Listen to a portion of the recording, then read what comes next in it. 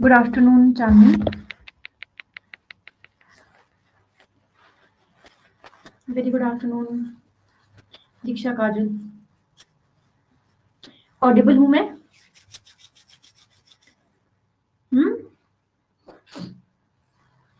चलो ठीक है। पिछली क्लास से कोई डाउट? पिछली क्लास से कोई डाउट है? नहीं है तो फिर आगे मूव करते हैं।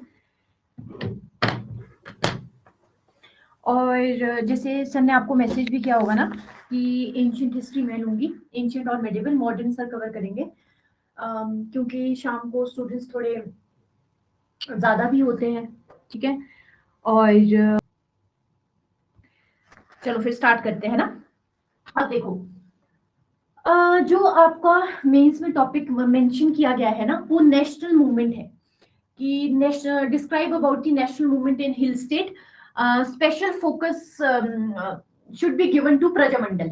ये लिखा होगा एग्जैक्टली। मैं लाइन लिख लेती हूँ, सॉरी पढ़ लेती हूँ। एग्जैक्ट जो लाइन आपको देखने को मिलेगी वहां पे वो है नेशनल मूवमेंट। नेशनल मूवमेंट के बारे में आपको बताना है with special reference to Prajamandal in Himachal Pradesh. ये है टॉपिक। जब आप हिस्ट्री का GS1 देखोगे ना, तो वहां पे आपको ये वाला टॉपिक देखने को मिलेगा। तो इसमें आपको बोल रहे हैं कि हिमाचल प्रदेश में जितने भी नेशनल मूवमेंट हुए हैं आप उनके बारे में पढ़ो, ठीक है। बट आपको स्पेशल रेफरेंस प्रजामंडल मूवमेंट्स की तरफ देना है। अब ये प्रजामंडल क्या थे, ठीक है जी, और नेशनल मूवमेंट जो इंडिया में चल रहा था उसका क्या प्रभाव रहा, क्या हिमाचल वाले एरिया में भी हमारा कोई ऐसे स्वतंत्रता सेनानी थे, जैसे हम पढ़ते हैं महात्मा गांधी, सुभाष चंद्र बोस, ऐसे कोई स्वतंत्रता सेनानी थे यहाँ पे, किस तरीके से ये जो नेशनल मूवमेंट है वो स्प्रेड हुआ और उसका क्या इम्पैक्ट रहा, हमने इसी सारी चीजों के बारे में पढ़ना है, ठीक है। चलो कोई बात नहीं रोहन, अब देखो स्टार्ट करते हैं। From local struggle to Indian freedom movement. अब आपको ना एक चीज पहले से पता है, मुझे यस और नो करते लिखते हुए आप बताते चलेंगे। हमें पहले से पता है कि 1857 में हमने फर्स्ट टाइम एक रिवोल्ट के बारे में सुना है। 1857 का रिवोल्ट हुआ था और हिमाचल प्रदेश में भी यहाँ पे इस रिवोल्ट को सपोर्ट किया गया। उतने बड़े पैमाने पे नहीं सपोर्ट किया गया बट सपोर्ट किया गया। जैसे कि कुल्लू का एक राजा था, उसका नाम बताओ, क्या नाम था कुल्लू को राजा का जिसने सपोर्ट किया था 1857 के रिवोल्ट को, ठीक है। ही वॉज अ युवराज, उसका नाम था प्रताप सिंह, ठीक है। प्रताप सिंह ने अपना पूरा सपोर्ट दिया था। जो कुशहर का राजा था उसने वो थोड़ा न्यूट्रल था, ठीक है। Internally he was against Britishers but उसने पूरे तरीके से वो अगेंस्ट ओपनली उसने एजुटेशन नहीं की, किसके खिलाफ, ब्रिटिशर्स के खिलाफ, जैसे कि प्रताप सिंह ने की जो कुल्लू का था, ये हमें पता है, ठीक है। बट हमने एक और रिवोल्ट पढ़ा था जिसका नाम था धूम आंदोलन। धूम आंदोलन के बारे में कुछ याद है आपको? धूम आंदोलन के बारे में पढ़ा था हमने कि नहीं पढ़ा था? धूम आंदोलन के बारे में पढ़ा था कि नहीं पढ़ा था? धूम आंदोलन के बारे में हमने पढ़ा था, यहां पे लिख लेती हूं मैं, बताओ।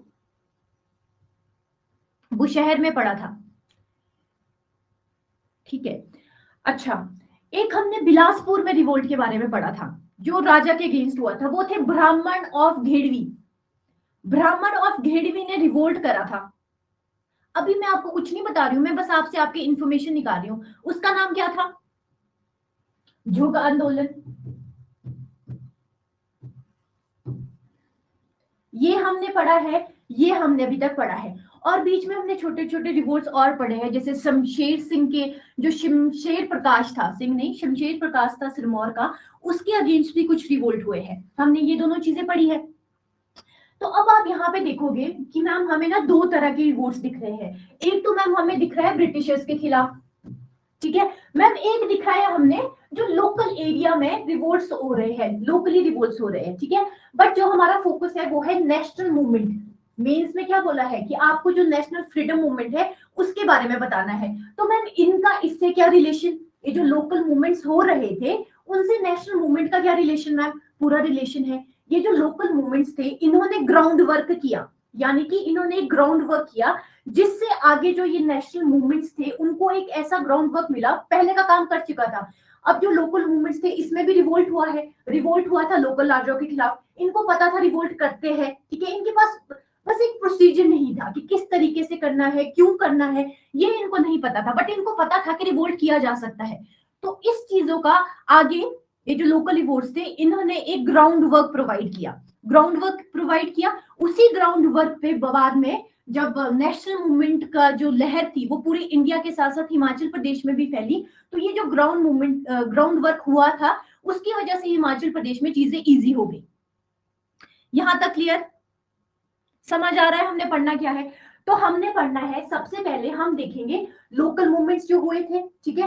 अब लोकल मूवमेंट्स क्यों हुए, क्या उसके पीछे की आइडियोलॉजी थी, फिर प्रजामंडल कैसे बने, लोकल मूवमेंट्स के बाद क्यों प्रजामंडल बनाए गए, फिर प्रजामंडल पूरे इंडिया लेवल पे प्रजामंडल बने, ऐसे नहीं है कि हिमाचल प्रदेश में बने, ये प्रजामंडल थे क्या, ठीक है। जब ये पूरे इंडिया लेवल पे बने तो फिर इनके लिए भी एक ऑर्गेनाइजेशन बनाएगी जहां पे हर प्रजामंडल, मान लो ये एक प्रजामंडल हिमाचल प्रदेश में, बहुत सारे प्रजामंडल है, जयपुर में प्रजामंडल हुए, फिर इन सभी प्रजामंडल को पीपी करके मैं लिख रही हूँ, जितने भी ये प्रजामंडल थे इन सबको एक प्लेटफॉर्म प्रोवाइड किया गया, उसके लिए एक कॉन्फ्रेंस बनाई, एक कॉन्फ्रेंस अपॉइंट की गई जिसे बोला गया all India State People Conference, जो फर्स्ट टाइम 1927 में ये कॉन्फ्रेंस आयोजित की गई। तो इस कॉन्फ्रेंस में जितने भी प्रजामंडल बनाए गए थे वहां से लोग इकट्ठे होके इन कॉन्फ्रेंस में जाते थे। तो प्रजामंडल को नेशनल लेवल पे रिप्रेजेंट करने के लिए, नेशनल लेवल पे आवाज पहुंचाने के लिए ऑल इंडिया पीपल कॉन्फ्रेंस बनाएगी। हमने सिर्फ यही सारी चीजें पढ़नी है। थोड़ा सा आइडिया हुआ कि हमने पढ़ना क्या है? तो लेट्स बिगिन, स्टार्ट करते हैं कि हुआ क्या था एक्चुअली में। अब देखो, सबसे पहले लोकल मूवमेंट्स, सिर्फ अगर कोई याद नहीं आ रही है, झुग्गा जो मूवमेंट हुई थी, झुग्गा मूवमेंट, यानी कि जिसमें जो ब्राह्मण थे उन्होंने अपने आप को जला दिया था, याद आ रही है कहानी? झुग्गा मूवमेंट, उसमें ब्राह्मण्स ने अपने आप को जला दिया था। तो आप लोकल मूवमेंट से सिर्फ वही याद रखो अभी के लिए, कौन सा? झुग्गा मूवमेंट, ठीक है। धूम मूवमेंट भी है एक, जो रामपुर बुशहर में हुआ था, तो यहाँ पे हम धूम भी लिख लेते हैं। तो इन दो मूवमेंट्स को आप लोकल मूवमेंट्स की तरह में ध्यान रखो। अभी हम क्लास में धीरे धीरे और भी लोकल मूवमेंट्स करेंगे। तो ये जो लोकल मूवमेंट स्टार्टिंग में हुए थे ना, ये क्या था, इसकी जो आइडियोलॉजी क्या थी हम वो देखेंगे। उसके बाद जो लोकल मूवमेंट्स थे वो प्रजामंडल क्यों बनाएंगे, कैसे कन्वर्ट हुए प्रजामंडल में, और प्रजामंडल के बाद फिर all India State People conference क्यों बनाएंगी। उसके बाद ये सारी चीजें इंटीग्रेट होकर इन्होंने इंडियन नेशनल मूवमेंट को किस तरीके से सपोर्ट किया, बस हमने वही पढ़ना है और क्रोनोलॉजी हमारी यही रहेगी। ओके, आगे मूव करते हैं, तो स्टार्ट करते हैं। देखो, अब आते हैं बैकग्राउंड पे। इन सारी चीजों को पढ़ने के लिए ना आपको दो चीजें पता होनी चाहिए, वो आपको ऑलरेडी पता है, अब आपके सामने बिल्कुल एक्सप्लिसिटली आ जाएगी। जैसे कि आपको पता है पंजाब हिल स्टेट्स, पंजाब हिल स्टेट्स में जवाब देना जल्दी से, सभी टाइप करेंगे। मुझे बताओ, जो पंजाब हिल स्टेट्स में, वहां पे क्या ब्रिटिशर्स की डायरेक्ट इन्वॉल्वमेंट थी या फिर राजा रूल करते थे? वहां पे क्या होता था? ब्रिटिशर्स की डायरेक्ट, ठीक है, डायरेक्ट इन्वॉल्वमेंट ब्रिटिशर्स की होती थी, यानी कि ब्रिटिश ऑफिशियल्स वहां पे अपॉइंट होंगे, ये सारी चीजें होती थी। तो वही चीज, तो दो तरह का पॉलिटिकल लैंडस्केप था इंडिया में उस टाइम पे, ठीक है। एक को बोलते थे ब्रिटिश इंडिया, यानी कि ब्रिटिश इंडिया में वो एरियाज आते थे जहां पे ब्रिटिशर्स डायरेक्टली रूल करते थे। हिमाचल प्रदेश में मैं स्पेसिफिकली बताऊं तो ये है पंजाब हिल स्टेट्स।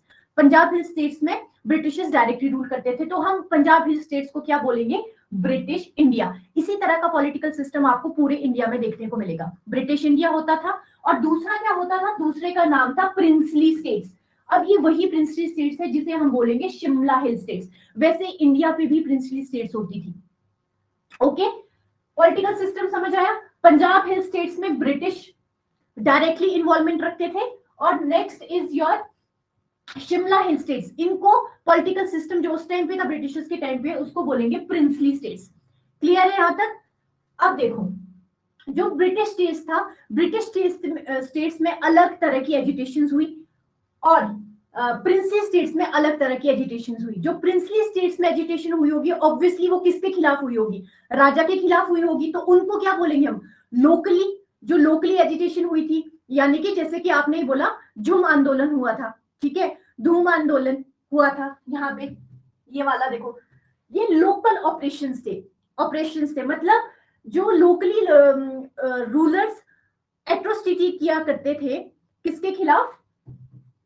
अपनी प्रजा के खिलाफ।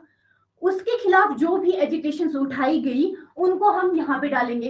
पहले हम उनके बारे में पढ़ेंगे, उसके बाद फिर हम आगे मूव करेंगे कि किस तरीके से प्रजामंडल बने और क्यों बनाएंगे, क्या जरूरत पड़ी प्रजामंडल बनाने की, फिर all India State People conference ये क्यों बनाएगी, ठीक है, फिर इन सब का क्या रोल रहा है, किस तरह से इन सारी चीजों ने ग्राउंड वर्क किया हिमाचल प्रदेश में नेशनल मूवमेंट को स्प्रेड करने के लिए, फिर हमने ये सारी चीजें करनी है। क्लियर? तो अब आपको पॉलिटिकल सिस्टम समझ आ गया ब्रिटिश इंडिया में, एक था ब्रिटिश इंडिया, एक था जी प्रिंसली स्टेट। अब आगे मूव करते हैं, यहाँ पे समझाने की जरूरत नहीं है, चलो फिर भी देख लेते हैं। Indian National Congress led the movement, और जितने भी ब्रिटिश इंडिया मूवमेंट में, जितने ब्रिटिश इंडिया में जितनी भी एजिटेशन हुई थी, जितने भी रिवोल्ट्स हुए थे, ऑब्वियसली वो ब्रिटिशर्स के खिलाफ हुए होंगे। जैसे 1857 का जो था, ये दोनों में था, अभी देखेंगे हम, ये दोनों में था, ये प्रिंसली स्टेट्स में भी हुआ था और ये ब्रिटिश इंडिया में भी हुआ था। इसको छोड़ के बाकी जो मूवमेंट्स है जो ब्रिटिश इंडिया में हुए थे, उनको सपोर्ट किया था इंडियन नेशनल कांग्रेस ने। इंडियन नेशनल कांग्रेस ने, देखो, इंडियन नेशनल कांग्रेस बनी थी 1885 में। मॉडर्न हिस्ट्री का टॉपिक है ये, ज्यादा डिटेल में हम नहीं जाएंगे, ठीक है। इनकी जो पॉलिटिकल फ्रेमवर्क था, इनकी जो पॉलिटिकल आइडियोलॉजी थी, 1885 से लेकर 1930 तक इनका ऐसा था, इनका मतलब इन्होंने ऐसा बोला था कि हम इंटरनल मैटर्स में, प्रिंसली स्टेट्स के इंटरनल मैटर्स में हम इंटरफेयर नहीं करेंगे। किसके इंटरनल मैटर में? प्रिंसली स्टेट्स के।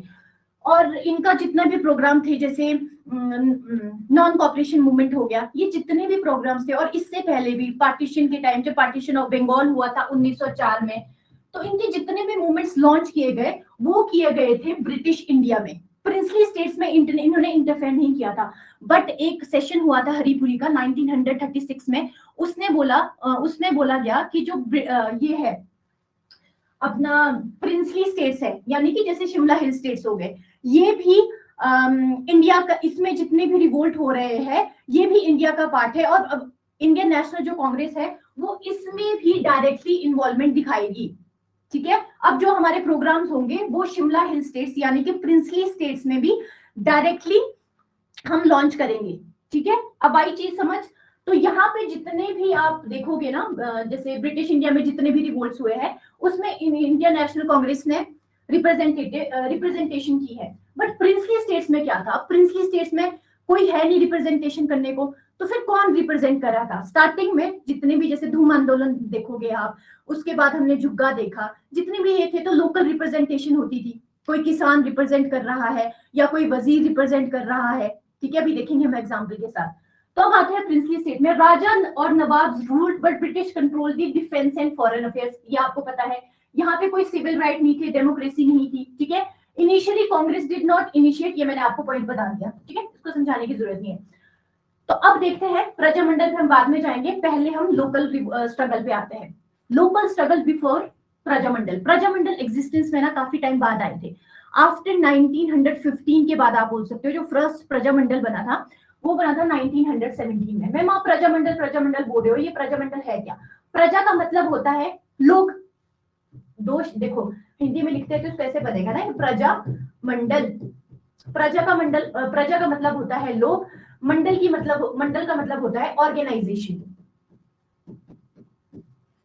ये मतलब है, मतलब लोगों को रिप्रेजेंट करने के लिए, उनकी आवाज को उठाने के लिए एक ऑर्गेनाइजेशन। यहाँ पे क्या होगा, सभी लोग इकट्ठा आएंगे। इसके चेयरपर्सन होते थे हर एक प्रजामंडल के। मान लो यहाँ पे शिमला में एक प्रजामंडल बन गया है, तो यहाँ पे सब लोगों को रिप्रेजेंट करने के लिए कुछ लोग आते हैं, फिर इनका चेयरमैन अपॉइंट होता है, एक तरह की ऑर्गेनाइजेशन। अब ये ऑर्गेनाइजेशन बताती है कि हमने किस तरीके से अपनी आवाज उठानी है, क्या हमने वायलेंस के साथ उठानी है या नॉन वायलेंस के साथ उठानी है, हमने किस तरीके से अपनी मुद्दे को सामने रखना है। तो यही काम होता था प्रजामंडल का, ठीक है। तो प्रजामंडल से पहले क्या हो रहा था? प्रजामंडल मैंने आपको बताया 1917 के अराउंड एग्जिस्टेंस में। जैसे इंडिया में सबसे पहले जयपुर में आपको देखने को मिलते हैं ये प्रजामंडल वाला कॉन्सेप्ट। तो इससे पहले क्या हो रहा था, ठीक है। तो प्रजामंडल से पहले आपको पता है लोकल एजिटेशंस हो रही थी। लोकल एजिटेशंस यानी कि मैं हिमाचल की बात कर रही हूँ अभी, शिमला हिल स्टेट्स की। तो वहां पे लोकली अगर बेगार प्रथा के अगेंस्ट, ठीक है, हैवी टैक्सेस लगाए जा रहे हैं, उनके अगेंस्ट आवाज उठानी है, तो उसके अगेंस्ट एजिटेशन हो रही थी। जैसे कि धूम हमने देखा, traditional spontaneous form of protest in hill state, ठीक है, टूल्स यूज किए जाते थे, ड्रम बीटिंग, रिलीजियस गैदरिंग होती थी, विलेज टू विलेज ड्रम बजा के जा रहे हैं, अपना विद्रोह दिखा रहे हैं, तो ये होता था। इनके इश्यूज क्या रहते थे? इश्यूज होते थे बेगार, फोर्स लेबर को, जो ये फोर्स लेबर हो रही है, बेगार को खत्म करो, जो एक्सेसिव टैक्स आप लगा रहे हो इसको खत्म करो, ऑफिशियल्स हमारे साथ अच्छा व्यवहार नहीं कर रहे, हम पे बहुत अत्याचार कर रहे हैं, तो उन ऑफिशियल्स को रिमूव करो, पहले ये समझो। इसके बाद नेचर, इनका धूम का, मैंने धूम सिर्फ एग्जांपल के लिए यहाँ पे ऐड किया, अभी देखेंगे हम बहुत सारे ऐसे लोकल और एजिटेशन हुए हैं, जैसे कि लोग, इनका नेचर क्या था, लोकल थे ये, सोशल एंड इकोनॉमिक इनका कॉजेस रहता था, नो पॉलिटिकल इनिशियली। अब ये पॉइंट यहाँ पे इंपॉर्टेंट है, अभी हम इसको डीपली समझेंगे, बट उससे पहले आपको थोड़ा सा प्रजामंडल के बारे में पता होना चाहिए कि प्रजामंडल कब बने थे, ठीक है? तो प्रजामंडल वती पीपल ऑर्गेनाइजेशन इन प्रिंसली स्टेट्स में थी, ब्रिटिश इंडिया से इसका कोई रोल नहीं है, ये प्रिंसली स्टेट्स में बनाई गई थी ये इस तरीके की ऑर्गेनाइजेशन, यानी कि शिमला हिल स्टेट्स में आपको देखने को मिलेगी इनिशियली, बाद में तो ये ऑल ओवर इंडिया स्प्रेड हो गई, बट इनिशियली की बात हो रही है। They were form to demand civil liberties, establish a responsible government, अभी कंपैरिजन करेंगे तो क्लियर हो जाएगा। Focused on ending autocratic rule and addressing lack of democracy. अब मुझे एक चीज बताओ, रिस्पॉन्सिबल गवर्नमेंट से आप क्या समझते हो? पॉलिटी में हमने डिटेल से किया है, क्या होती है रिस्पॉन्सिबल गवर्नमेंट, ठीक है? इसके थोड़े से एग्जांपल, मंडी प्रजामंडल। अब हम दोनों को कंपेयर करेंगे कि जो प्रजामंडल का काम था और उससे पहले जो ऑर्गेनाइज, मतलब उससे पहले जो भी रिवोल्ट्स हुए हैं और जो प्रजामंडल के द्वारा रिवोल्ट्स किए गए हैं, जैसे मंडी प्रजामंडल ने कुछ रिवोल्ट्स किए, वो हम देखेंगे अभी, और इंडिया लेवल के एग्जाम्पल ऐड किए हैं हमने ना। तो बस आप मुझे एक चीज बताओ, फिर आगे मूव करते हैं कि रिस्पॉन्सिबल गवर्नमेंट से आप क्या समझते हो, क्या होती है रिस्पॉन्सिबल गवर्नमेंट?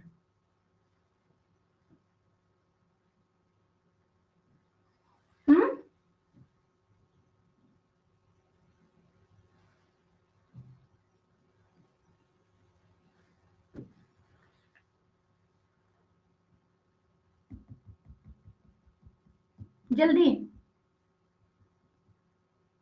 जवाबदेही।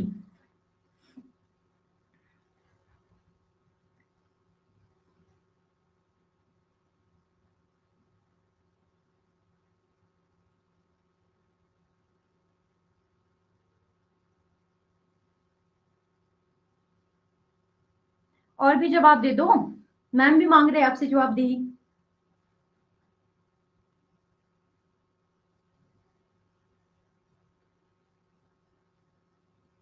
ठीक है, तो यहाँ पे यही कॉन्सेप्ट है। कॉन्सेप्ट क्या था? जितने भी रिवोल्ट्स प्रजामंडल से पहले हो रहे थे, जितने भी लोकल स्ट्रगल्स हो रहे थे, देवर, ये पता क्यों हो रहे थे? ये हो रहे थे, मान लो बेकार प्रथा काफी पहले से चल रही थी, ठीक है, हैवी टैक्सेस भी लग रहे थे, हैवी टैक्सेस, ये सारी चीजें हो रही थी, बट जब ये अत्याचार हो रहे थे और लोग इनको सह भी रहे थे, वो सोचते थे कि नहीं, हमारी यही फेथ है, ठीक है, और काफी टाइम से चली आ रही है, तो लोगों को अपने राइट्स का ही पता नहीं होता था स्टार्टिंग में ना, मतलब जब काफी टाइम से, जब से ये चीजें हो रही थी, तो इनको लगता था, राजा को कई जगह तो भगवान का दर्जा दिया जाता था कि जैसा राजा कहेंगे वैसा ही होता था। तो ये लोकल एजिटेशन हुई क्यों, झूम आंदोलन क्यों हुआ? जब अत्याचार बहुत ज्यादा बढ़ गया ना, समझ रहे हो, जब अत्याचार बहुत ज्यादा बढ़ गया, इतना अनबेरेबल हो गया कि लोगों को एक टाइम का खाना भी मिलना बंद हो गया, बेगार प्रथा जैसी जो ये प्रथाएं थी ये चल रही थी, फिर लोगों ने जाके क्या किया, रिवोल्ट किया, और ये बहुत ज्यादा लोकलाइज थे। लोकलाइज मतलब जैसे बिलासपुर में देखने को आपको मिला, फिर रामपुर में कहीं जाके हो रहा है, ठीक है, और इनका मेन मुद्दा होता था कि अत्याचार को खत्म करो, यानी कि अगर कोई वजीर अत्याचार कर रहा है तो उसको निकाल दो, उसको निकाल दो, हम आप पे विश्वास करते हैं। इनका ये मुद्दा था कि राजा साहब हम आप पे विश्वास करते हैं, क्योंकि राजा के अगेंस्ट बहुत कम रिवोल्ट आपको देखने को मिलेंगे, होते थे वजीर वगैरह के अगेंस्ट ही, जैसे नरोत्तम वजीर हो गया, इन सब के अगेंस्ट रिवोल्ट हो रही है। तो इन्होंने बोला कि हमें क्या बोलते हैं, हमें क्या चाहिए, इस वजीर को निकाल दो, और जो ये बेगार प्रथा है इसको पहले ऐसा होता था कि 4 महीने तक एक इंसान को राजा के पास काम करना है, एक फैमिली के एक मेंबर को 4 महीने तक काम करना है। जब बढ़ा के ये 8 महीने कर दिया, तो फिर बोला कि नहीं, आप इसको कम कर दो, 4 महीना, आप ज्यादा मत करो, समझ रहे हो, इनको पता ही नहीं है अपने बेसिक राइट्स का, कि हमारा राइट ये है कि अगर हमसे कर लिया जा रहा है तो हमारा इसमें रिप्रेजेंटेशन होना चाहिए, लोगों से भी पूछना चाहिए कि उस जो टैक्स है उसको कहाँ यूज किया जा रहा है। समझ रहे हो, कोई आइडियोलॉजी नहीं थी इन रिवोल्ट की। अगर मैं नेगेटिव्स की बात करूं तो सबसे पहले तो देवर नेगेटिव, अगर इनकी नेगेटिव की मैं बात करूं, सबसे पहले देवर इमोशनली यानी कि जब बहुत ज्यादा सप्रेस किया जा रहा है तो इमोशनली ये रिवोल्ट को बिना किसी प्लान के, बिना किसी वेपन के बस लड़ने लगे, ड्रम बजा रहे हैं, ठीक है। उसके बाद राजा अपने मंत्रियों को भेज रहा है और आर्मी को भेज रहा है और इनको सप्रेस कर रहा है, ठीक है। इमोशनली ओरिएंटेड मतलब कुछ पता ही नहीं है, बस जब बहुत ज्यादा अपने ऊपर अत्याचार हो गया फिर बोलने लगे। दूसरा देवर लोकलाइज्ड, इसको क्या हो गया, एक सेकेंड,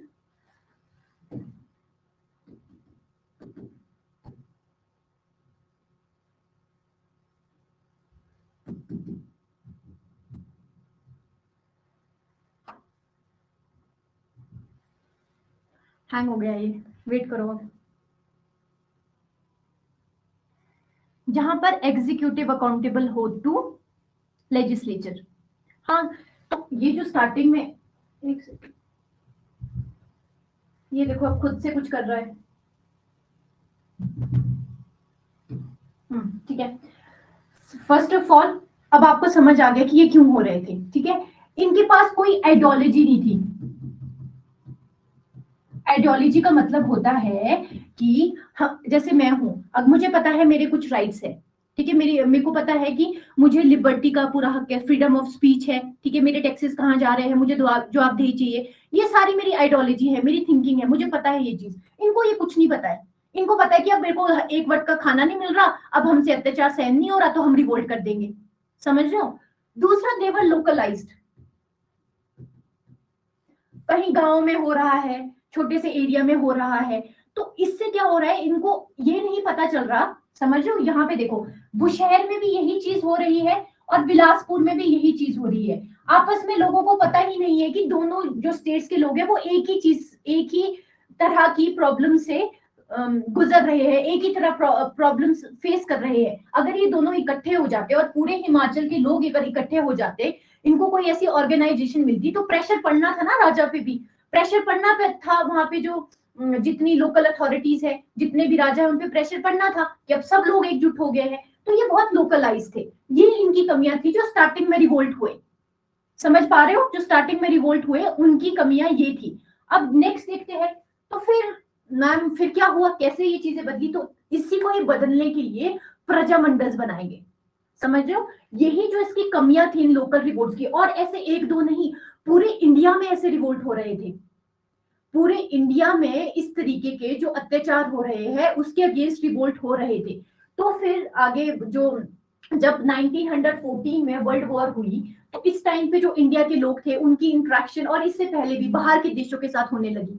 जो 1914 में यहाँ से सेना वगैरह भेजी गई, उसमें जितने भी आर्मी के लोग थे या फिर आर्मी में जो रिक्रूट किए गए थे वो दूसरे देश में गए, तब उनको वहां जाके पता चला कि राइट्स नाम की कोई चीज होती है, हमको भी बोलने का अधिकार है, हमारे जो हमसे पैसा लिया जाता है वो कहाँ यूज हो रहा है, हमें उसका अधिकार है। अगर हमारा जो राजा है वो अच्छे से काम नहीं कर रहा तो इनफैक्ट राजा को भी गद्दी छोड़नी पड़ती है, क्योंकि फ्रेंच वगैरह में, रशिया वगैरह में इस तरह के जो सिविलियन राइट्स थे उनके खिलाफ बहुत पहले से एजिटेशन स्टार्ट हो गई थी, मतलब उनके अपने अधिकार के प्रति वो जागरूक थे। तो इंडिया में ऐसा नहीं था। बट जब धीरे धीरे लोग यहाँ से बाहर जाने लगे, पढ़ाई के लिए जाने लगे, खासकर अब गरीब तो जाएगा नहीं ऑब्वियसली, जो एजुकेटेड थे टीचर्स वगैरह, लॉयर्स वगैरह, जब वो बाहर गए तो उनको एक चीज समझ आई, तो उन्हीं लोगों ने डिसाइड किया कि ऐसा कोई प्लेटफॉर्म होना चाहिए जो पूरे इंडिया में, हर जगह इंडिया में इस तरीके के, अगर मैं इस तरीके से बनाऊं तो हर जगह इंडिया में यहाँ पे रिवोल्ट हो रहे हैं छोटे छोटे लेवल पे, तो ऐसी कोई ऑर्गेनाइजेशन होनी चाहिए जो इनको एक प्लेटफॉर्म प्रोवाइड करे, यानी कि एक ऐसा प्लेटफॉर्म जो सेंट्रल लेवल तक पे, जो हर एक राजा पे प्रेशर डाले कि नहीं, कोई सेंट्रल लेवल पे अथॉरिटी है जो इन सब की आवाज सुन रही है। ये एक नेशनल मुद्दा बनना चाहिए। ब्रिटिशर्स तो हमारे खिलाफ अत्याचार कर ही रहे हैं, बट ब्रिटिशर्स तो हमें इंडियंस को एक्सप्लॉइट कर ही रहे हैं, बट ये जो प्रिंसली स्टेट्स में राजा है ये भी हमारी जो जनता है उन पे अत्याचार कर रहे हैं। तो इसका जो मुद्दा है ये उसके लिए एक ऑर्गेनाइजेशन होनी चाहिए, इसको बोलते हैं अम्ब्रेला ऑर्गेनाइजेशन। तब एग्जिस्टेंस में आती है प्रजामंडल। तो प्रजामंडल बनाई गई, ठीक है। तो प्रजामंडल पहले छोटे छोटे जगहों पे प्रजामंडल बनाएंगे, जैसे जहाँ पे लोकलाइज रिवोल्ट हो रहे हैं, जैसे यहाँ पे लोकलाइज हिमाचल में रामपुर में लोकलाइज रिवोल्ट हो रहा था, तो किसी गांव में हो रहा है, तो फिर रामपुर के लिए पहले एक प्रजामंडल बना कि जितने भी रामपुर के मुद्दे होंगे तो वहां के लिए एक प्रजामंडल बनेगा। मैं एग्जांपल दे रही हूँ, रामपुर में नहीं बना था, बट जैसे चंबा में, सिरमौर में प्रजामंडल बना, तो यहाँ पे पूरे स्टेट के लिए, बहुत बड़े एरिया के लिए प्रजामंडल बना, ठीक है। नेक्स्ट स्टेप बना हमारा प्रजामंडल, समझे। पहले लोकलाइज थे, first one was this, second was Prajamandal. फिर इसके बाद नेक्स्ट स्टेप था, अब प्रजामंडल हर जगह बन गए। मान लो इन तीन, एक दो तीन जगह के लिए यहाँ पे भी प्रजामंडल बन गया, यहाँ पे भी प्रजामंडल बन गया।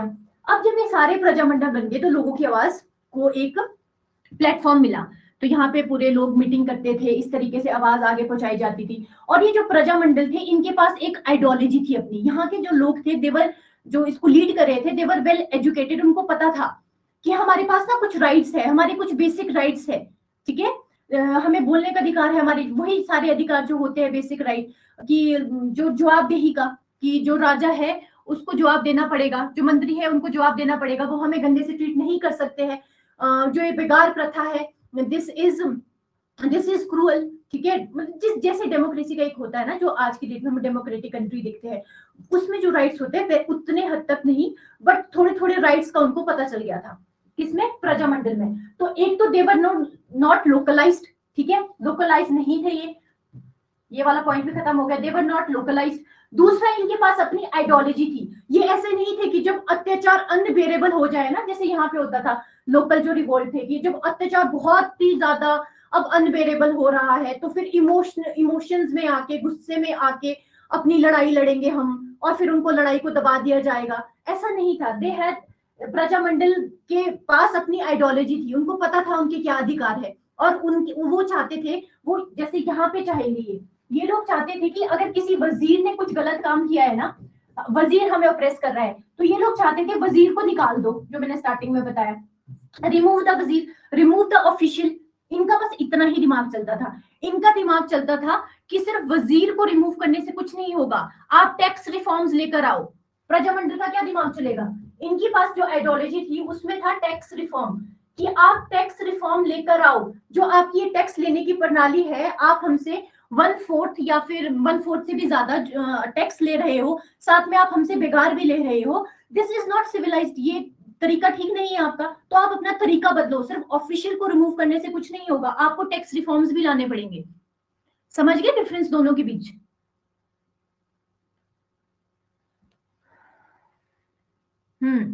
ठीक है रोहन, इसके बीच, दोनों के बीच समझ आ रहा है डिफरेंस क्या था। देवर, इन्होंने बोला कि अब आपको टैक्स रिफॉर्म्स लेकर आने पड़ेंगे। अगर कोई ऑफिशियल गलत कर रहा है और अगर राजा साहब आप भी कुछ गलत कर रहे हो, तो आपको हमें आंसर देना पड़ेगा, you are answerable to us. हमें फ्रीडम, हमें एसोसिएशंस बनाने का अधिकार है, हमें अपनी आवाज रखने का अधिकार है, हम, आप हमें फोर्सफुली सप्रेस नहीं कर सकते हो। पहले नहीं इजाजत होती थी एसोसिएशन बनाने की, जैसे आप धामी रिवोल्ट देखोगे, तो धामी रिवोल्ट हुआ ही इस वजह से था कि उनको एसोसिएशन बनाने से मना कर दी थी। अभी धामी रिवोल्ट क्या था वो हम बाद में देखेंगे, बट रिवोल्ट हुआ था एक धामी में।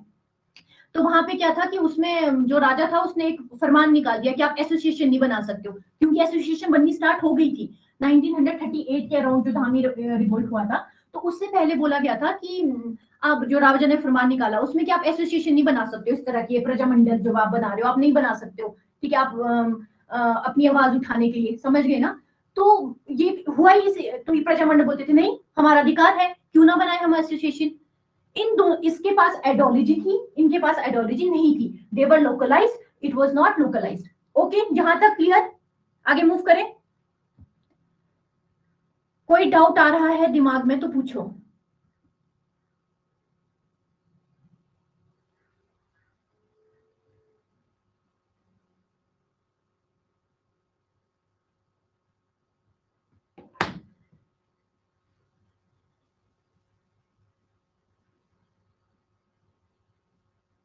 हाँ जी रोहन, वो तो था ही, क्योंकि जब गांधी जी, आप देखोगे मॉडर्न हिस्ट्री में, तो गांधी जी ने बोला कि इंडिया में जितने भी स्ट्रगल्स हो रहे हैं ना, उसमें आप मास को इन्वॉल्व करो, क्योंकि जो स्टार्टिंग में स्ट्रगल किए गए ब्रिटिशर्स के अगेंस्ट, तो वो ना ज्यादा एलीट लोगों के द्वारा ही किए गए।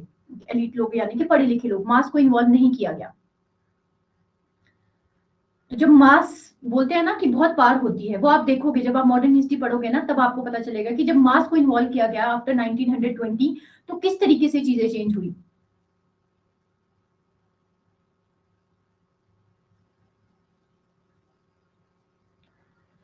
किसी के दिमाग में कोई भी डाउट आ रहा है तो अपने तक नहीं रखेंगे, आपको समझना पड़ेगा, मेंस का टॉपिक है, और प्रीलिम्स निकाल के होगा तो कुछ है नहीं जब तक मेंस नहीं निकलेगा।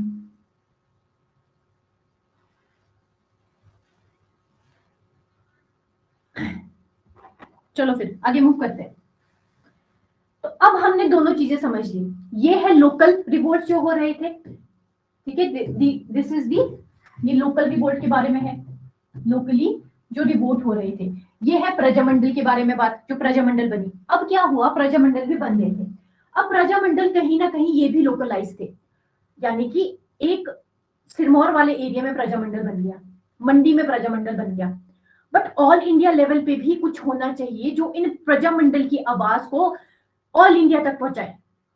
समझ रहे हो? क्योंकि जो आईएनसी था ना, इंडियन नेशनल कांग्रेस, जैसे यहाँ पे हमने स्टार्टिंग में लिखा है, जो इंडियन नेशनल कांग्रेस थी, ये सिर्फ ब्रिटिश इंडिया की तरफ इनका था कि पहले हम ब्रिटिश इंडिया में जो रिवोल्ट्स है ब्रिटिश के खिलाफ, ये डायरेक्टली अपना जो इन्होंने मोर्चा था वो ब्रिटिशर्स के खिलाफ किया। प्रिंसली स्टेट्स की तरफ इनका ध्यान नहीं, इन्होंने पहले ध्यान नहीं दिया, क्योंकि प्रिंसली स्टेट्स में ऐसा, अगर ये प्रिंसली स्टेट्स में ये था कि अपने ही लोग हैं, पहले इनसे तो निपटा जाए जो ब्रिटिश इंडिया का पार्ट है। तो पहले ब्रिटिश इंडिया में चीजें स्टार्ट हुई थी, तो आईएनसी ब्रिटिश इंडिया को देख रहा था। बट लोकल लेवल पे हमें पता है कि प्रजामंडल बन गए हैं मैम, अब लोकल लेवल पे बन गए हैं, सिरमौर में बन गया है, मंडी में बन गया है, इस तरीके से जयपुर में भी बना, अलग अलग प्रजामंडल बने। बट धीरे धीरे फिर प्रजामंडल के जो लोग थे उनको रियलाइज हुआ कि नेशनल लेवल पे भी कुछ होना चाहिए जो इन प्रजामंडल की आवाज को आईएनसी और जो ब्रिटिश अथॉरिटी है उन तक पहुंचाए।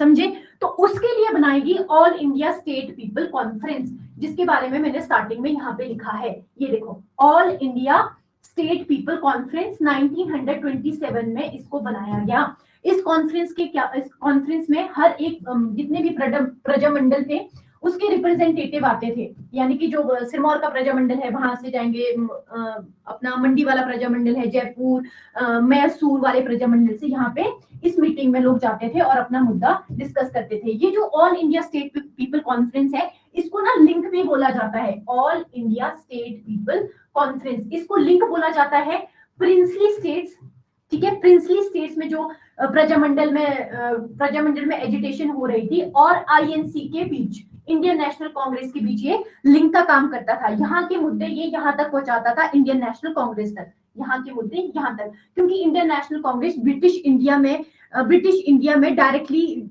वो वहां पे अपना काम देख रही थी, यहाँ से उनका उतना ज्यादा रोल नहीं था, क्योंकि उन्होंने पॉलिसी बनाई थी हम अभी पहले ब्रिटिश इंडिया पे फोकस करेंगे, बाद में वो पॉलिसी चेंज हुई थी। ये मॉडर्न हिस्ट्री का पार्ट है। समझ आया all India State People conference क्या है? बताओ।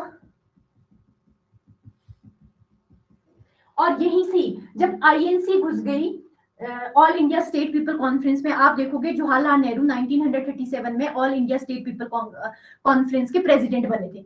तो जब जवाहरलाल नेहरू, आपको पता है नेशनल मूवमेंट में जवाहरलाल नेहरू का बहुत बड़ा रोल है, आईएनसी इंडियन नेशनल कांग्रेस के वो बहुत बार चेयरमैन बने थे। अब चेयरमैन क्या होता है, क्यों होता है, वो आपको मॉडर्न हिस्ट्री में समझ आएगा अगर कोई बेसिक से पढ़ रहा है। कुछ नहीं है, इंडियन नेशनल कांग्रेस की ना मीटिंग होती थी साल में दिसंबर में एक बार, और बीच में भी कई बार हो जाती थी, बट स्पेशल सेशंस होते थे, बट एक सेशन तो होता ही था, वो दिसंबर में होता था। उस सेशन को चेयर करने के लिए चेयरमैन होना चाहिए, तो उस चेयरमैन, वैसे चेयरमैन जो नेहरू है, जवाहरलाल नेहरू बने थे, तो वो भी एक बार वो all India State People conference का चेयरमैन भी बने थे। और वो जब चेयरमैन बने तो यहाँ से जब INC all India State People conference और जो प्रजामंडल है वो तीनों इकट्ठे आ गए, यानी कि प्रजामंडल अब स्टेट में जो एट्रोसिटीज चल रही है उनके खिलाफ तो लड़ ही रहा है, साथ ही साथ अपनी पूरी भागीदारी दे रहे हैं इंडियन नेशनल कांग्रेस में भी। तो अब समझ आया इसने किस तरीके से ग्राउंड वर्क किया था इंडियन नेशनल मूवमेंट के लिए। प्रजामंडल ने उससे पहले जो लोकल एजिटेशन हुई थी, धूम वगैरह, अब समझ आया उन्होंने किस तरीके से इंडियन नेशनल कांग्रेस जो नेशनल मूवमेंट है उसमें के लिए ग्राउंड वर्क किया था।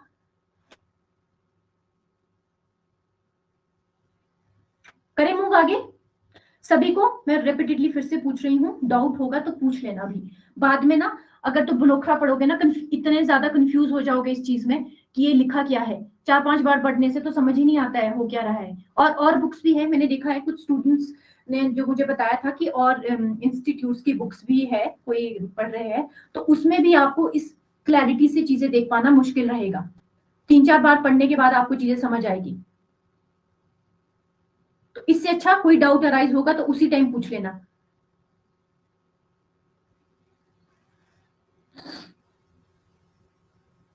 चलो फिर आगे मूव करते हैं।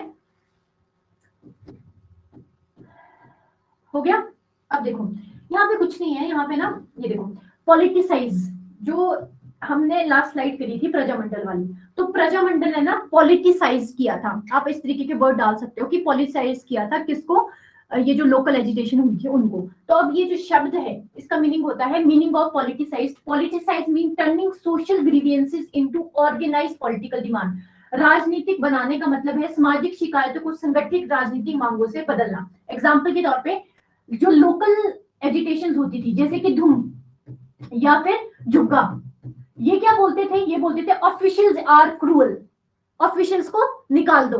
बट प्रजामंडल ने इनको समझाया कि ऑफिशियल्स इतनी बड़ी दिक्कत नहीं है, जो सिस्टम है वही करप्ट है। ऑफिशियल्स तभी ऐसा कर रहा है क्योंकि उसको सिस्टम अलाउ कर रहा है। अगर ऑफिशियल कोई चीज पता होती कि लोग पावरफुल है, अगर उसको पता होता कि लोगों को अपने अधिकार का पता है, लोग, अगर उसको राजा ने पहले से ये सिस्टम बनाया होता कि क्या बोलते आप नहीं इस तरीके से अत्याचार कर सकते हो, अगर उसको पता होता कि उसके खिलाफ स्ट्रिक्ट एक्शन लिया जाएगा, तो वो ऐसा करता ही नहीं करता ना। आज की डेट में जो मंत्री वगैरह है वो आपको नहीं डायरेक्टली, अब वो करप्शन कर रहे हैं वो अलग केस है, बट ऐसे अब्यूजिव अत्याचार मार तो नहीं सकते ना कोड़े। डिफरेंस है दोनों चीजों में, आइडियोलॉजी की बात हो रही है, ठीक है। This shift was brought by Prajamandal, ये प्रजामंडल ने ये शिफ्ट लाया, इसीलिए प्रजामंडल इंपॉर्टेंट है। नेक्स्ट मूव करें। नेक्स्ट आते हैं हाउ प्रजामंडल पॉलिटिसाइज धूम। धूम अवेकेंड पीपल क्रिएटेड यूनिटी। अब जो धूम आंदोलन हुए थे या फिर जुग्गा आंदोलन हुआ था, उन्होंने लोगों को अवेकन करवाया कि बहुत हो गया अत्याचार, अब नहीं सहेंगे हम। यूनिटी दिखाई, कहीं ना कहीं यूनिटी, एक एरिया की यूनिटी तो दिखाई ना। दूसरा फियर ऑफ रूलर्स। अब जो घेड़वी के ब्राह्मण्स थे उन्होंने उन्होंने बहुत ज्यादा 9 महीने तक वो उनको कहीं ना कहीं जो डर था, लड़ते रहे हो अपने अधिकार के लिए, उन्होंने रूलर्स का डर खत्म कर दिया, ठीक है। प्रजामंडल ने क्या किया इनको, प्रजामंडल ने तो इनको लीडरशिप प्रोवाइड करी। अब जो ब्राह्मण और भेदवी है या फिर जो लोकल रिवोल्ट हुए उसमें लीडर्स कई बार होते भी नहीं थे, कई बार होते थे, गांव में ही इकट्ठे हो जाएंगे, बट यहाँ पे एक लीडरशिप प्रोवाइड करी, एक ऐसा लीडर जिसको पता हो कि किस तरीके से काम करवाना है, और साथ ही साथ यहाँ पे क्लियर डिमांड्स, कि हमारी ये क्लियर डिमांड्स है, ये प्रजामंडल के थ्रू रखी जाती थी, क्लियरली बताया जाता था ये हमारी डिमांड्स है। डिसिप्लिन सिखाया कि नहीं, प्रॉपरली डिसिप्लिन तरीके से किस तरीके से अपनी आवाज रखनी है, ये चीजें दिखाई। आइडियोलॉजी, जैसे तो मैंने आपको बताया ही कि आइडियोलॉजी तो दी दी कि तानाशाही नहीं चलेगी, नागरिकों का अधिकारों का उल्लंघन नहीं कर सकते हो आप, तो ये सारी चीजें किसने बताई, ये हमें प्रजामंडल ने बताई। तो role of All India State People Conference जो मैंने आपको बताया था 1927 में बनी, इसका क्या रोल रहता है, डिफरेंट प्रिंसली स्टेट्स को यूनाइट किया। पता चल गया ये पॉइंट, अब मेरे को समझाने की जरूरत नहीं है कि किस तरीके से डिफरेंट प्रिंसली स्टेट्स को यूनाइट किया। दूसरा coordinated movement and past common resolution. अब देखो जो all India State People conference थी ना, इसने क्या किया, सबसे बड़ी चीज कि कॉमन रेजोल्यूशन, यानी कि ये जितने भी प्रजामंडल इंडिया में बन रहे हैं, इग्नोर दी मैप, बट जितने भी ये प्रजामंडल बन रहे हैं, बने हुए हैं ऑलरेडी, इनकी डिमांड्स एक ही होगी ऑल ओवर इंडिया, क्योंकि जो प्रॉब्लम थी वो हर जगह एक ही थी, जो एक्सप्लॉइटेशन के मुद्दे थे वो हर जगह एक ही दिखने को मिलेंगे आपको ऑल ओवर इंडिया, मोस्टली देवर सेम।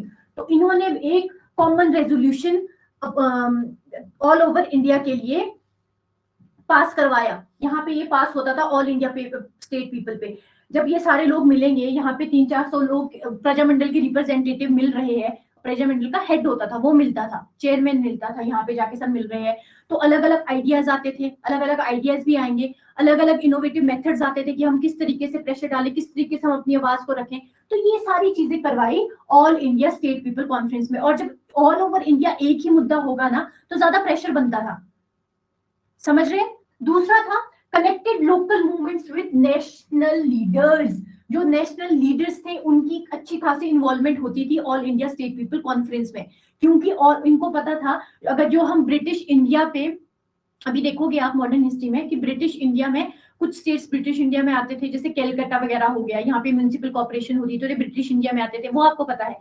तो आप देखोगे कि हम आपको प्रिंसली स्टेट्स का भी सपोर्ट चाहिए, जैसे गांधी की आइडियोलॉजी थी कि मास को लाओ, जब तक मास फ्रीडम स्ट्रगल में नहीं आएगा तब तक कुछ नहीं होगा, तो मास को लाओ। ये सारी जो आइडियोलॉजी थी ये हमें मिली प्रजामंडल के थ्रू, एंड प्रजामंडल से all India State People Conference जो जब लोग जाते थे वहां पे, तो वहां पे नेशनल लीडर्स भी आते थे, तो ये लिंक बन गया एक बहुत अच्छा।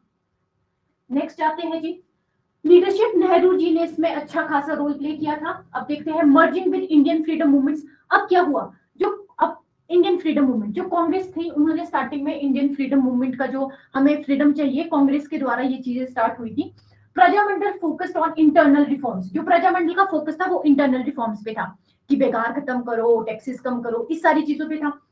1930 के बाद ये चीजें चेंज होगी, अर्ली फेज में देखेंगे हम तो ये चल रहा था, 1930 के बाद चीजें चेंज होगी। Congress accepted princely states as part of India, उन्होंने बोला कि princely states parts of India का है और हमें हम कलेक्टिवली हमें अपने अपने उसके लिए अपने हक के खिलाफ लड़ना पड़ेगा। तो ideas of swaraj, democracy, civil liability spread, तो प्रजामंडल के में के थ्रू ये सारी चीजें, जब Prajamandal all Indian national movement से लिंक्ड हुआ तो ऑल इंडिया पूरे हिमाचल पे इंटीरियर्स में भी ये आइडियोलॉजी स्प्रेड हो गई।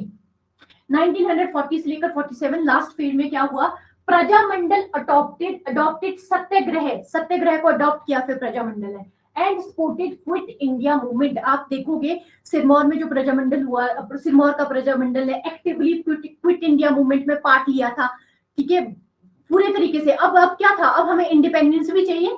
और एक चीज ध्यान रखना, ये प्रजामंडल अभी भी दो तरीके की लड़ाइयां लड़ रहा है, एक तो ये बोल रहा है हमें इंडिपेंडेंस चाहिए, दूसरा आप देखोगे अभी भी बहुत सारे प्रिंसली स्टेट्स के राजा ऐसे थे, जैसे बिलासपुर का राजा है या फिर और भी हम देखेंगे मंडी वगैरह में, वहां पे जो लोग राजा थे वो नहीं चाहते थे कि हमें इंडिपेंडेंट इंडिया का पार्ट बनना है, वो चाहते थे हमें इंडिपेंडेंटली, हम इंडिपेंडेंट रहेंगे इंडिया के, मतलब इंडिया में हमें इवॉल्व नहीं होना है, हम एक अलग से ही देश बना देंगे। इस तरीके की उनकी आइडियोलॉजी थी, समझ रहे हो, उनको एक डेमोक्रेटिक कंट्री का पार्ट नहीं बनना था।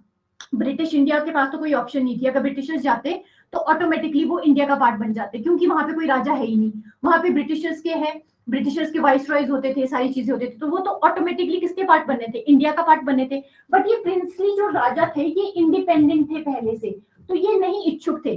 तो अब जो प्रजामंडल है वो इंडिपेंडेंस यानी कि ब्रिटिशर्स के साथ इंडिपेंडेंस के लिए भी लड़ रहा है। और आप बाद में जाके देखोगे, आपको एग्जांपल्स देखने को मिलेंगे कि इन प्रजामंडल ने अपने जो प्रिंसेस थे, पहले जो अपने प्रिंसेस के खिलाफ लड़ रहे थे, बेगार के खिलाफ, टैक्सेस के खिलाफ, अब ये लड़ेंगे कि नहीं, आपको हम चाहते हैं आप हमें पूरे जो इंडिया का पार्ट है एक डेमोक्रेटिक कंट्री का पार्ट आप बनो।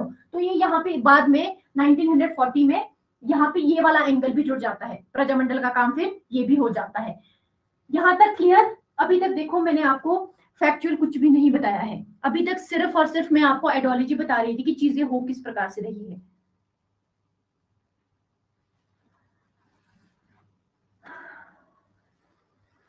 क्लियर? आगे मूव करें।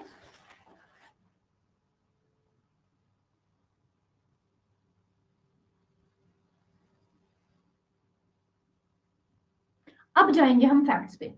जो ये मैं मूवमेंट्स आपको बता रही हूँ कि कौन से मूवमेंट्स हुए, लोकलाइज्ड कौन से मूवमेंट्स थे, जो आपको फैक्ट्स की तरह डालने पड़ेंगे, जो आपको रटने पड़ेंगे, जहां से आपको प्रीलिम्स में भी क्वेश्चन आएंगे, यहाँ से प्रीलिम्स वाला पार्ट भी शुरू हो जाता है, तो आपको प्रीलिम्स में भी यहाँ से चीजें देखने को मिलेगी। जैसे कि सबसे पहले 1878 में राजा शमशेर प्रकाश के खिलाफ स्टार्टेड। अब हुआ क्या था, बैकग्राउंड पे थोड़ा सा जाते हैं। जो शमशेर प्रकाश था कुछ नहीं था, उसने ना लैंड सेटलमेंट स्टार्ट करी। लैंड सेटलमेंट का मतलब होता है कितने टैक्स लगने हैं, कौन से एरिया को मैं ऑक्युपाई करूंगा, कौन सा एरिया बंजर है, समझ लो। कौन सा एरिया बंजर है, जो बंजर एरिया है वो बेथू को दे दिया जाएगा। इस तरह की प्रैक्टिसेस, ये होता है लैंड सेटलमेंट। तो land settlement started in Sirmaur 1877 under Munshi Nandlal and Munshi Fateh Singh, ये दो पर्सन थे।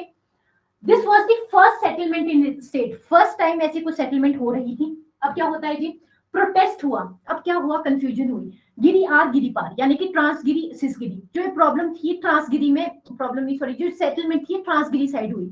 बट जो सिसगिरी वाले एरिया के लोग थे, उनको लगा कि हमारी साइड भी ऐसी जो सेटलमेंट है वो स्टार्ट हो जाएगी, और जो हमें ना हमारा जो रेंट है, यानी कि जो हमारे टैक्सेस है वो इंक्रीज कर दिए जाएंगे। तो इन्होंने रिवोल्ट कर दिए। ठीक है जी। लीडर कौन था, नंबरदार Uchbu and Prithvi Singh of Sangraha area का, हमने शमशेर प्रकाश में किया है ये चीज।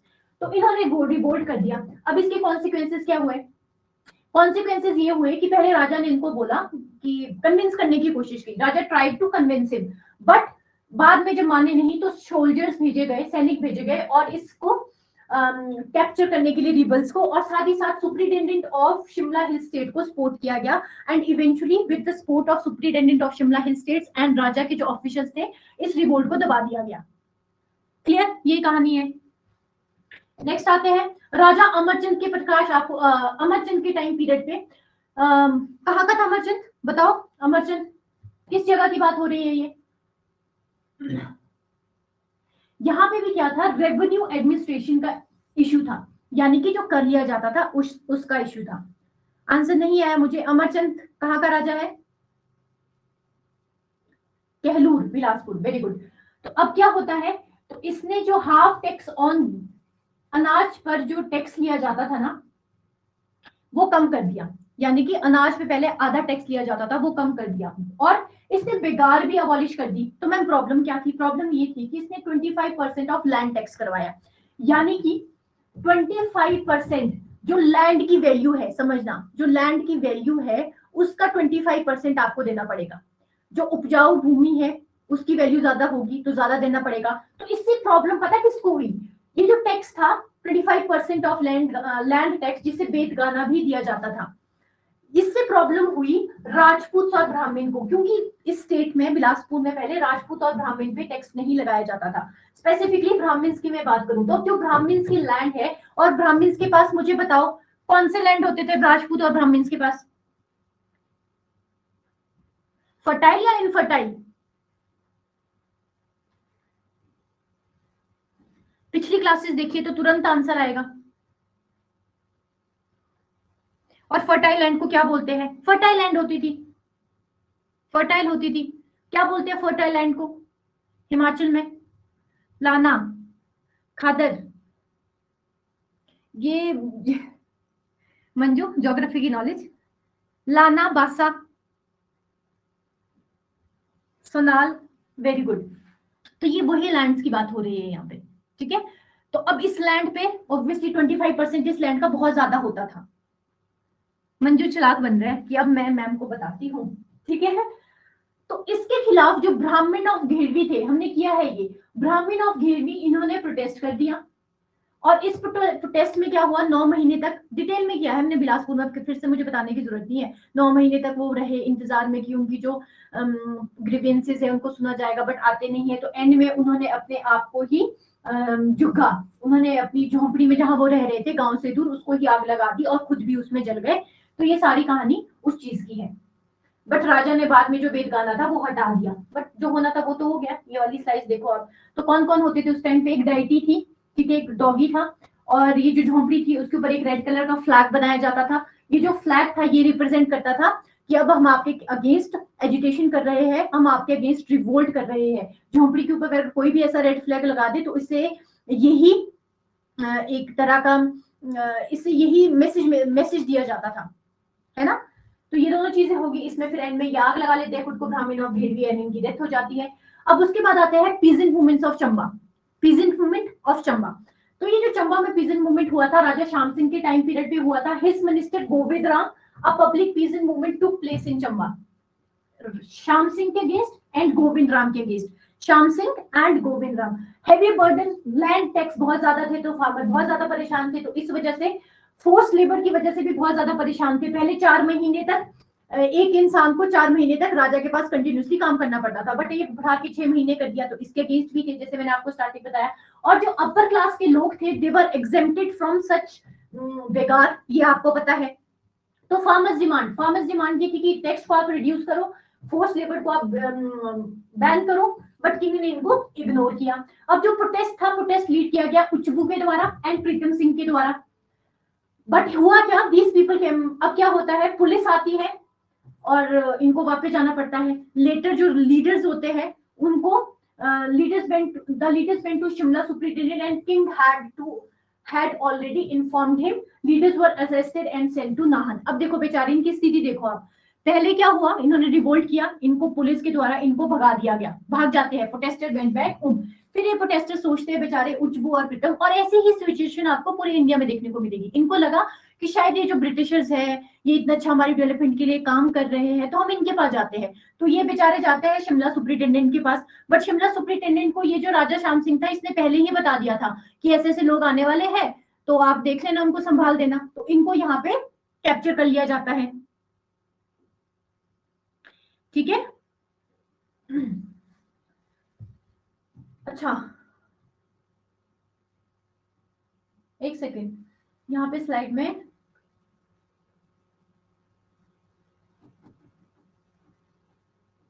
अच्छा, यहाँ पे ये वाला जो फैक्ट है ना, इसको चेंज करना, इसमें उच्चबू नहीं था, ये सिरमौर वाला है, इसको चेंज करना। मैं चेंज करके इसको एडिट कर दूंगी। यहाँ पे जो उनका नाम पृथ्वी सिंह था, मैं ऐड करके इसमें डाल दूंगी, उसका नाम पृथ्वी सिंह था, उच्चबू वाज नॉट हियर, ठीक है। तो इसको रिमूव करना, ओके। तो आगे मूव करते हैं। अब आते हैं जी नेक्स्ट पे, जिसका नाम है नेक्स्ट रिवोल्ट पे। आउटकम क्या रहा इसका, तो यहाँ पे ब्रिटिश गवर्नमेंट ने इंटरवेंशन करी। अब देखो तो इनको कितना बुरा फील हुआ होगा कि जिसके पास ये जा रहे हैं उन्होंने इनको पकड़वा दिया, ठीक है, और बाद में इनको पनिश भी किया गया और मूवमेंट एज यूजुअल एंड हो गया, ठीक है। तो यहीं पे हमें ये चीज पता चलती है, अगर ये ऑल इंडिया मतलब इसमें ऑल इंडिया लेवल पे इसकी रिप्रेजेंटेशन होती, या फिर कोई इसमें आला जो इंडियन नेशनल कांग्रेस के लीडर्स है, अगर वो इनको इन चीज का पता होता, तो शायद ब्रिटिशर्स इतने क्रूअल नहीं होते, चीजें बदल जाती, है ना। नेक्स्ट आते हैं लैंड मूवमेंट इन भगाल। जो भगाल में भी इसी तरीके की लैंड मूवमेंट हुई थी ड्यूरिंग द रीन ऑफ ध्यान सिंह। ध्यान सिंह का टाइम पीरियड था भगाल स्टेट का। ये सारे फैक्ट्स ना प्रीलिम्स के लिए इंपॉर्टेंट है, मेंस के लिए अगर आप 2-3 भी कोट कर लोगे तो it is more than enough question में, समझ रहे हो। ये सारे फैक्ट्स प्रीलिम्स के लिए इंपॉर्टेंट है, तो इन चीजों को ध्यान रखना, डिस्ट्रिक्ट हिस्ट्री में ये वाला पार्ट इंपॉर्टेंट है। अब देखो क्या होता है, ये मूवमेंट भी यहाँ से यहाँ तक चला, 97 से लेकर 1902 तक चला। Issue raised, peasants protested against huge increase in land, shortage of pastures and ban on killing of wild animal which destroyed their crops। ये वाला पॉइंट नया है, इस तरह का प्रोटेस्ट आपको कम देखने को मिलेगा हिमाचल प्रदेश में, पर्टिकुलरली अगर मैं लोकल प्रोटेस्ट की बात करूं कि जो ये बंगाल का जो प्रोटेस्ट हुआ था, इसमें ना लोकल क्रॉप्स को जो डिस्ट्रॉय करते हैं एनिमल्स, उनको मारने के खिलाफ बैन लगा दिया गया था, और ये ब्रिटिशर्स के द्वारा ये पॉलिसी अपनाई गई थी। तो यहाँ पे फिर जो रूलर्स थे ऑब्वियसली वो ब्रिटिशर्स के ही ब्रिटिशर्स जो आला अधिकारी ब्रिटिशर्स के ही होते थे, तो ब्रिटिशर्स की इनको ही सुननी पड़ती थी। रूलर्स को, नाम के रूलर्स थे ये, आपको पता था शिमला हिल स्टेट्स में भी नाम के रूलर्स रहे हैं धीरे धीरे फिर, तो ये सारी चीजें वहां की है। Action taken the Brahmins of Barog, action वही था कि इनको सप्रेस कर दिया गया। इवेंचुअली एक्शन आपको सब में यही देखने को मिलेगा। क्योंथन में भी सेम सिचुएशन थी, ठीक है, क्योंथल की भी आपको सेम सिचुएशन देखने को मिलेगी। ठियोग में क्या हुआ था, 1898 में farmers in Theog Thakrai protested against the irregularities, वही है सेम चीज। फोर्स लेबर हुआ है, बेजा में भी आपको यही चीज देखने को मिलेगी। तो ब्रिटिश गवर्नमेंट ने साथ दिया था और क्या बोलते हैं, इम्प्रिजन द लीडर्स। कहानी सबकी सही है, सेम ही है, बस फैक्ट्स आपको याद करने हैं, ठीक है। अब आप एक चीज देखोगे ना, जैसे भगाल में विक्रम सिंह के टाइम पीरियड पे भगाल का फिर से 1905 में नेम आता है, तो इससे पहले भी हमने भगाल पढ़ा है। तो भगाल का दो हो गया, एक ये वाला, एक इसे 1800 समथिंग में जो हमने पढ़ा था 1905 में राजा विक्रम सिंह। तो Vikram Singh was a minor. तो मियां मान सिंह, और ये ना पहले पूछा गया ये वाला चीज, मियां मान Singh was managing the reform in his state. People revolted, क्यों रिवोल्ट किया कि इंक्रीज टैक्स हो गए, इस वजह से रिवोल्ट किया। ब्रिटिश ने फिर इंटरवेंशन की, और रिवोल्ट को सप्रेस कर दिया। The people of the four Pargana stop paying taxes and provided force labour. But जो पीपल ऑफ चार परगनास के लोगों ने फिर भी रिवोल्ट करते रहे और उन्होंने टैक्सेस देना बंद कर दिया। अब गवर्नमेंट का रिस्पॉन्स क्या आता है, वो वही है कि गवर्नमेंट ने क्या किया, ब्रिटिश ऑफिसर को सेटल करने के लिए भेजा गया dispute. And 11 January 1898 British government appointed Mian Durga Singh as a manager to rectify the situation.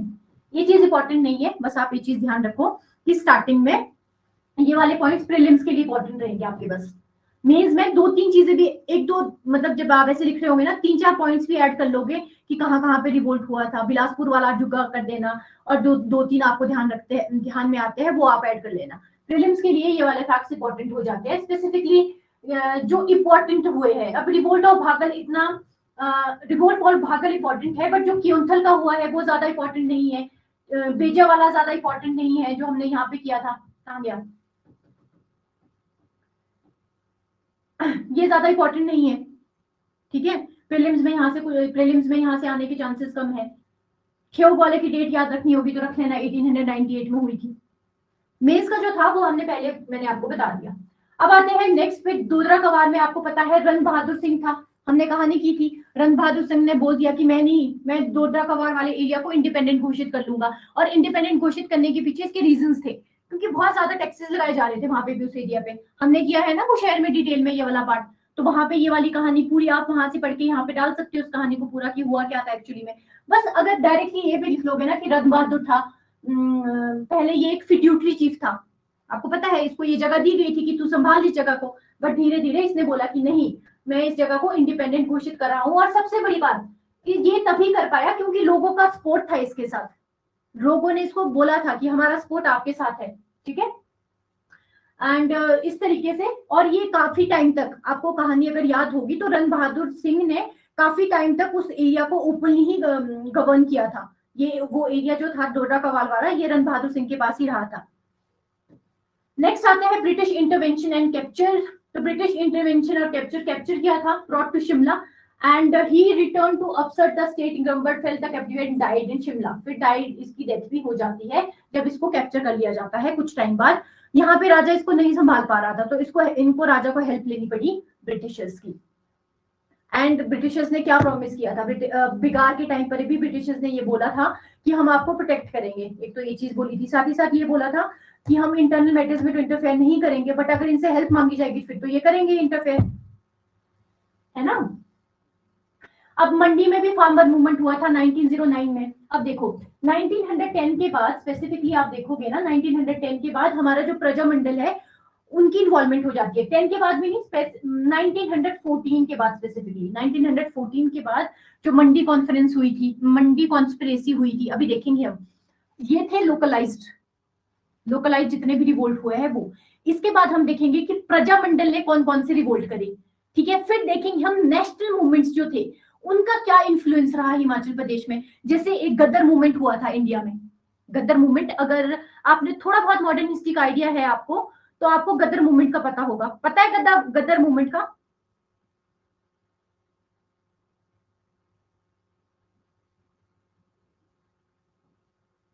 Manju को पता है सिर्फ? गदर मूवमेंट के बारे में सुना है? काजल कह रहे हैं नहीं सुना है, ठीक है, कोई बात नहीं, मॉडर्न हिस्ट्री का पार्ट है। तो क्विट इंडिया मूवमेंट के बारे में तो सुना होगा काजल, जिसने क्विट इंडिया, भारत छोड़ो आंदोलन, दांडी मार्च, सॉल्ट सत्याग्रह, ये सारे शब्द सुने हैं काजल?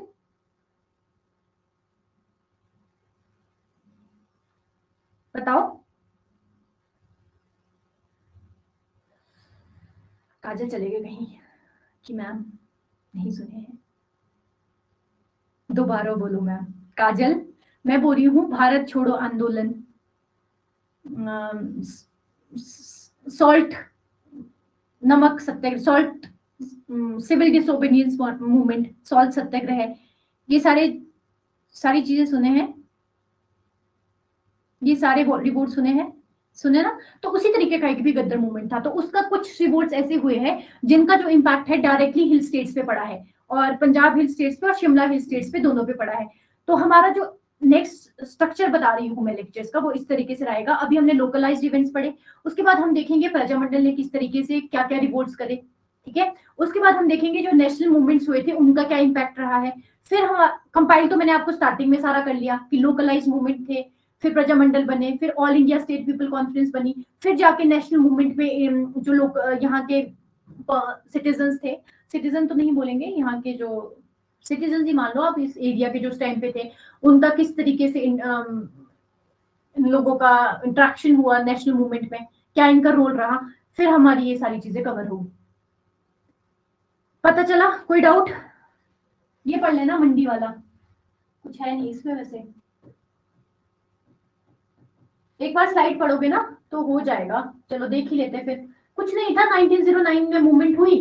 क्यों हुई मूवमेंट? कि हाई टैक्सेस वही increase, begar, corruption increase, corruption बहुत ज्यादा इंक्रीज हो गई थी, people were upset due to tyranny. और जो रिवोल्ट हुआ था it was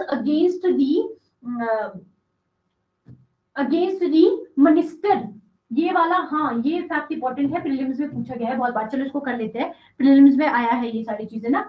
in 1909 farmers movement begin in Mandi state. Mandi state में स्टार्ट हुआ। रीन था, जो टेन्योर था वो था भवानी सेन का। द किंग मिनिस्टर जीवानंद, अब भवानी सेन की ना ज्यादा गलती नहीं थी इसमें, जो जीवानंद बाधा था, ही वाज करप्ट एंड टायरेनिकल, इसकी वजह से ये इशू हुआ था, ठीक है। इसने फार्मर को एक्सप्लॉइट करना शुरू कर दिया था। ही टुक द ग्रेन ट्रेड, सारा का सारा व्यापार इसने अपने पास ले लिया, हाई टैक्सेस लगा दिए, बेगार इंक्रीज कर लिया, और करप्शन भी बहुत ज्यादा बढ़ गई। तो पीपल ने स्ट्रगल किया किसके अंडर? शोभाराम। ये बहुत ज्यादा इंपॉर्टेंट है, बहुत ज्यादा इंपॉर्टेंट है, प्रीलिम्स में यहाँ से आंसर आया हुआ, सॉरी क्वेश्चन आया हुआ है। तो ये Shobharam of Sarkaghat area led the delegation.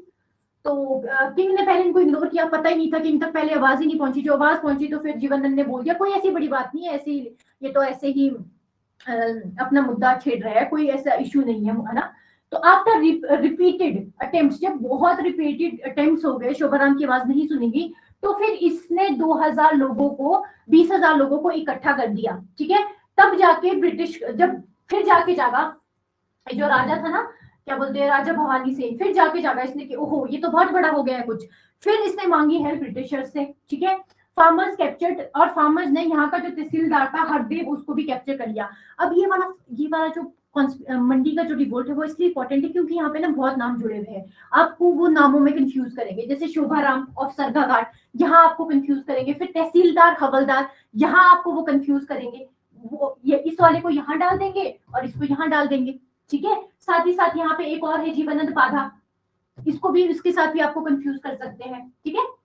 तो अब हरदेव को कैप्चर कर लिया and to control of court and police station. 20,000 लोग बहुत ज्यादा होते हैं, तो इनका पुलिस स्टेशन और कोर्ट को भी कैप्चर कर लिया। हाँ जी, खीरगढ़ी वाला हम मंडी कॉन्फ्रेंसी में इस चीज को जोड़ेंगे आगे, ठीक है। ज्यादा जो रोड रहता है ना इनका, वो मंडी कॉन्फ्रेंसी में रहता है, 1814 वाली खीरगढ़ी का, है ना मंजू।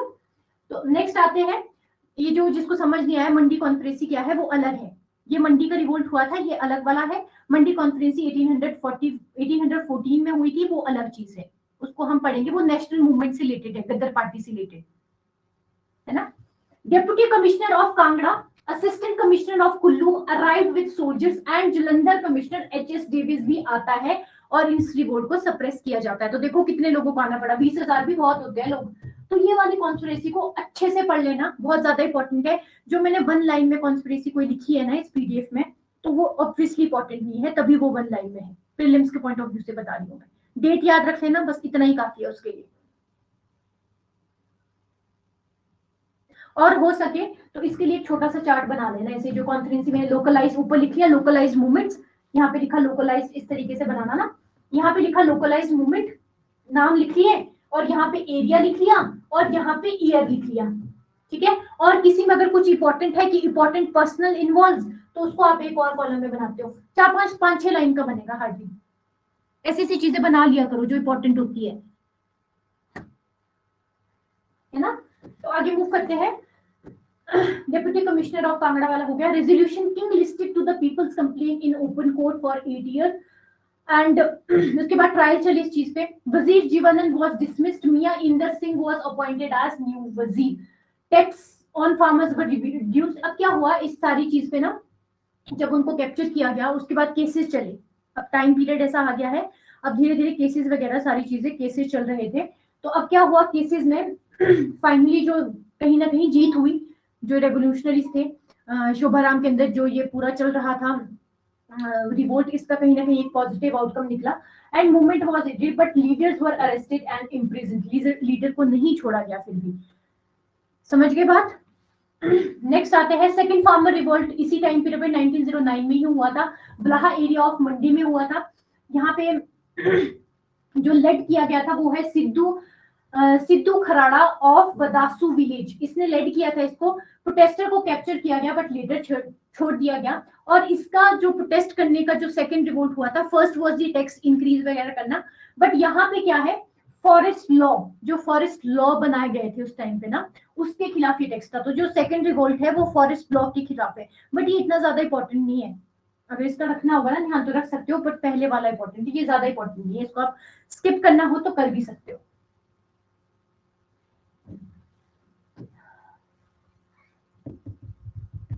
अब देखो इस वाले रिपोर्ट में एक पर्सन है, वो हम कल पढ़ेंगे, जिसका नाम है सिद्धू खारदा। जब इनको कैप्चर किया गया ना, तो ये भागकर हमीरपुर जाता है, बट बाद में जो मंडी कॉन्फ्रेंसी होती है 1914 में, वहां पे इसको पकड़ा जाता है। ये मंडी कॉन्फ्रेंसी में भी पार्ट लेता है, वहां पे इसको पकड़ा जाता है और बाद में इसको 7 साल की सजा हो जाती है। समझ गए चीज? काजल कह रहे हैं मुझे वीडियो शो नहीं हो रही, किसी को भी नहीं हो रही? नेक्स्ट हमने मंडे कॉन्फ्रेंसी जब हम करेंगे ना, ध्यान रखना, इस पर्सन का नाम पूछूंगी मैं, क्या नाम है इसका, देखो सिद्धू खराड़ा हो रही है। काजल रिफ्रेश करो, अभी मैंने बता दिया मैं क्या पूछने वाली हूँ, इस पर्सन का नाम, और ये किस रिवोल्ट में इन्वॉल्व हुआ था। सेकेंड फार्मर रिवोल्ट जो मंडी में 1909 में हुआ था, और किस चीज के अगेंस्ट हुआ था ये, जो लैंड रिफॉर्म्स वहां पे हो रहे थे उसके अगेंस्ट, साथ ही साथ फॉरेस्ट लॉ के अगेंस्ट।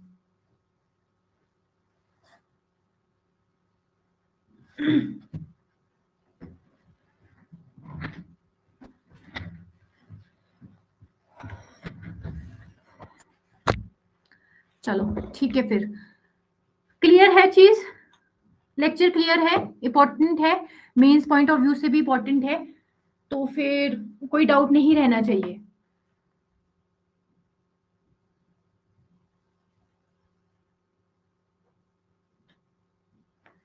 एंड कर दे क्लास को।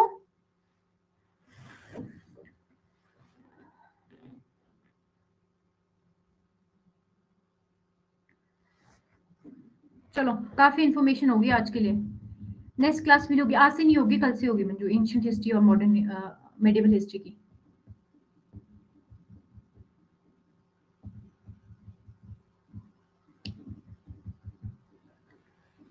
चलो ठीक है फिर, ओके टेक केयर।